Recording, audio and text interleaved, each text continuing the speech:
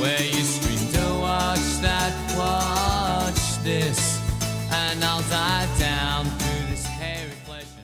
Hello and welcome to Watch This. I'm CJ Johnson. As 2016 rolls to a close, I've got 5 films that were released this year that are excellent but may have escaped your notice, all of which are either available now on DVD or VOD or will be released very shortly. Enjoy. The best film of 2016 never got released in Australia, and I missed it until deep into the year. That film is Kreesha, K-R-I-S-H-A, written and directed by Trey Edward Schultz as his feature debut. Where have you been? What have you been doing? I have tried to become a better human being. It is astonishing, and the only film I watched this year for a second time within a week. Set in a roomy Texas house on Thanksgiving and taking place entirely within that day, Krisha is a serious, creepy, ambitious, moving, uncompromising, and wholly successful cinematic work. Krisha, played by Kreesha Fairchild, Schultz's aunt, returns to the bosom of her family, played almost entirely by members of Schultz's own family, for the holiday. The trouble is, under the welcoming surfaces, everything is cracked, and as the day progresses, the glass starts to splinter. It's seemingly simple, yet in just 83 minutes, enormously, profoundly compelling, and quite terrifying. The film was shot in Schultz's parents' home in 9 days for around $60,000, but it is fully realized as a piece of cinema with bold, elaborate cinematography, astonishing, creepy original music by Brian McComber, and absolutely superb acting that deliberately combines pure naturalism with a heightened style as the film demands.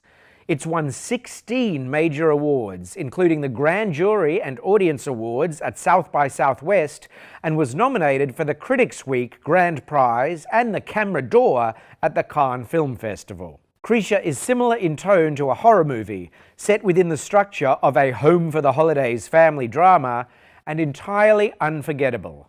I could not recommend it more. You are a lever. You are heartbreak incarnate. If you think you can just pop in and pop out of people's lives like this, you are malinformed. Tickled is a feature-length documentary that was my favorite experience in a cinema this year. See this movie. It's amazing, astonishing, jaw-dropping, revelatory. It's brilliant. A dude in New Zealand, a reporter, happened across this Facebook page. Some sort of organized sport of tickling. You'll notice I'm avoiding talking about the film itself. That's completely deliberate, for the less you know, the better. Ostensibly, it's about the dark underbelly of competitive endurance tickling. Say what? Exactly. New Zealand pop culture reporter David Farrier goes noodling about looking for his next fun, light, easygoing story, finds an audition notice for competitive endurance tickling, thinks, WTF? Follows it up and gets hit with hateful correspondence about his own sexuality of such mind-boggling nastiness that he simply has to go deep. And that's all in the first 300 or so seconds of the film. Things get weirder from there. If the definition of a good film is one that keeps you wanting to know what happens next, Tickled is among the greatest ever made. You can't look away. Don't drink a batch of water, coffee, beer, whatever before you go in, because woe betide you have to go to the toilet and miss anything. This is breathtaking stuff. The only reason I can't give it 5 stars is that I feel like it could have gone an extra mile in really relating its findings to the grander human condition. Regardless, this is a genius piece of documentary filmmaking. I want it to be nominated for Best Feature-Length Documentary at the next Academy Awards. It's unlikely to be because of the tickling. Funny. Tickle torture films. It's very sick. There's nobody to help me. You've become a real target, and believe me, it will be really ugly.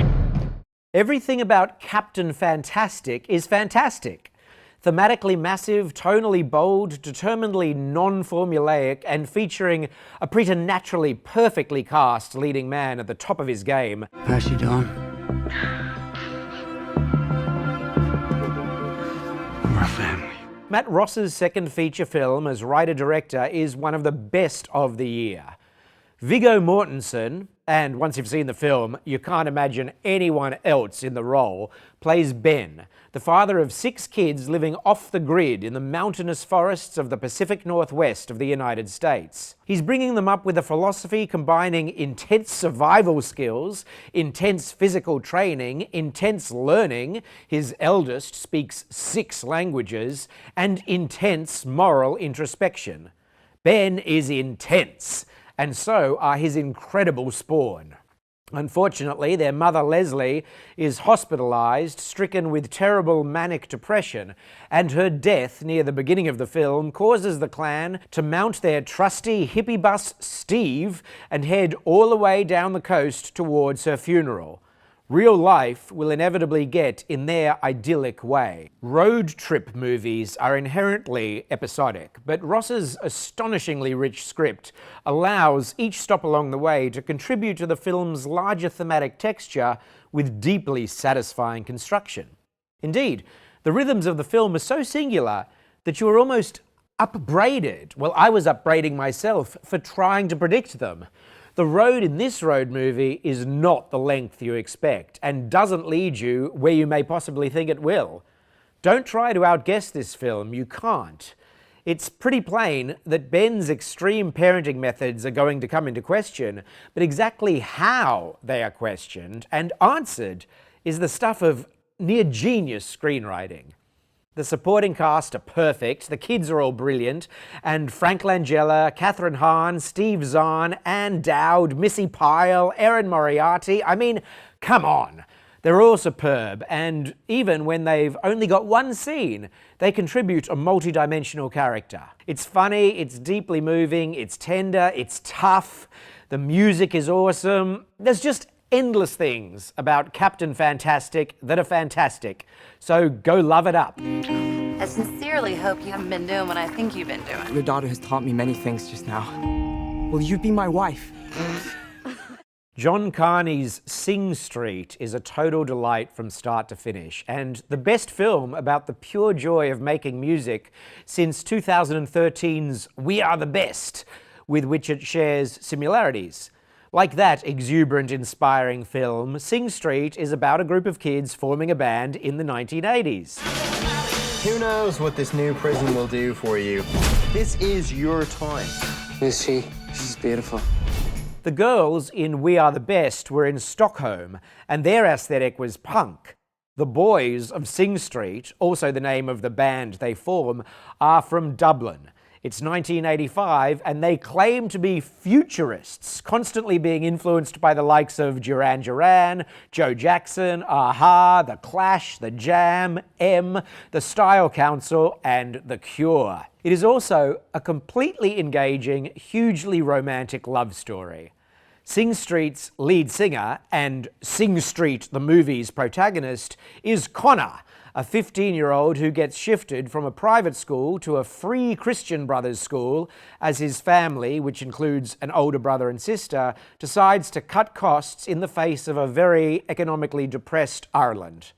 Across the road from the school sits an older girl, 16-year-old Rafina, who aspires to move to England and become a model. Connor offers to put her in the music video his band is making. Now all he needs to do is form the band. Frida Walsh-Pilo as Connor and Lucy Boynton as Rafina are superb. Boynton, in particular, will be a massive star by next year, mark my words. Jack Raynor, who already is a bit of a star, is also terrific as Connor's older brother, who guides his musical education while also tenderly guiding him through the obvious domestic upheaval going on around them. The rest of the band members, while adjacent characters dramatically, are all hugely engaging in their many rehearsal, performance, and in particular, music video production scenes shot on a clunky VHS unit. This completes a music trilogy of sorts for Carney, following Once from 2007 and 2013's Begin Again, which I have not seen. I adored Once. Like that film, Carney shoots Sing Street in a rough-hewn, handmade style, aided by impeccable period detail and design. Also like Once, the film crackles with the excitement of discovery. Walsh Pilo and Boynton, like Glenn Hansard and Marketa Erglova in the earlier film, will, quite simply, steal your heart. Connor's putting a band together. Oh, good jeez. You play every instrument known to mankind. Probably. Show 'em. 3 years ago, Ivan Sen's film Mystery Road opened the Sydney Film Festival. This year, his new film Goldstone did the same. It was a great show of respect for Sen, and indeed on stage, festival director Nashen Moodley called Sen one of the greats. But it was also deeply thematically and contextually satisfying because Goldstone continues the story of Detective Jay Swan, played in both films by Aaron Peterson, a supremely talented actor and also a true movie star, possessing that undefinable it. You only know it when you see it, especially on the big screen. He's incandescent.